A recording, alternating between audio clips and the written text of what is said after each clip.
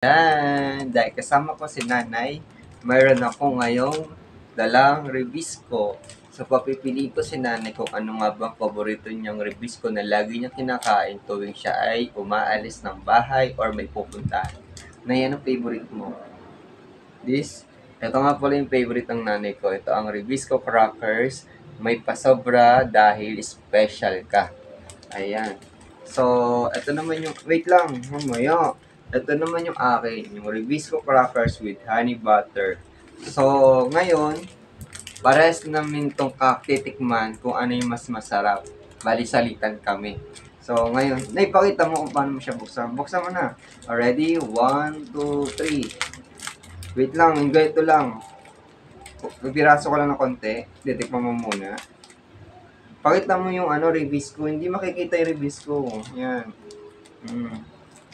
Wait lang, mamaya. Bigyan mo ako ng konti. Oh? Bigyan mo ako ng konti. Tikman mo. Anong muna lasa ng Ribisco crackers? Ayos. Anong lasa sabi mo sa kanila? Masarap. Masarap. So, bibigyan ko naman siya ng Ribisco. Ribisco crackers. Yung sa kanya kasi ay Ribisco plain lang. Pakita mo na, itaas mo. Di ba may taas? Yan. So, ito, bigay ko sa'yo. Tikman mo naman to. Titikman ko naman itong bigay mo. Tama lang po lasa. Yung plain niya, medyo plain lang. Wala siyang... Ito po ang pinakamasarap. Wala siyang... kasi nakalagay dito si honey butter. Yung sa kanya kasi plain lang. Yan ay may asukal. May asukal dito, sabi niya. Hindi, wala. Tama lang ang lasa. So, ano man sabi mo sa Ribisco na ito yung lagi mong paboritong dinadala tuwing umaalis ka? Ito po ang pinakamasarap na tinapay. Ano? Ribisco. Yes. Anong kasalo ng Ribisco kinakain ni nanay? Kape. Kape. Bakit kape? Minsan yung kape, minsan tubig po. Tubig. Nakakatawid ba siya ng gutom? Oo. Nay, sinong paborito mo artista? Si Philip Salvador. Saang lugar mo gustong pumunta?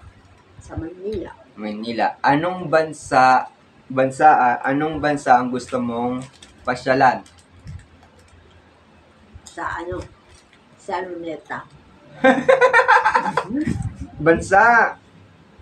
Ibang bansa, hindi, Pilipinas. Sa Cubao. Hindi. Sabi mo, Hong Kong. Hong Kong. Hong Kong o kaya Japan.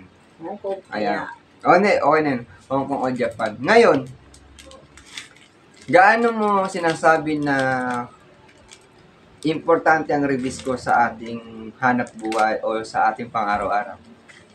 Ito po. Buksan mo na eh. Kumuha ka ng isa. Pag hindi ka po Kumuha ka muna nakakain ng isa. kanin, ito, pwede Pantawid. na po pantawid gutom. Pakita mo sa kanila yung Ribisco dala mo. Ito po. Ayan. Ayan. Tikman mo naman ay. Sarap. Kainin mo po. Thank you po, Ribisco. Thank you po, Ribisco. Bye!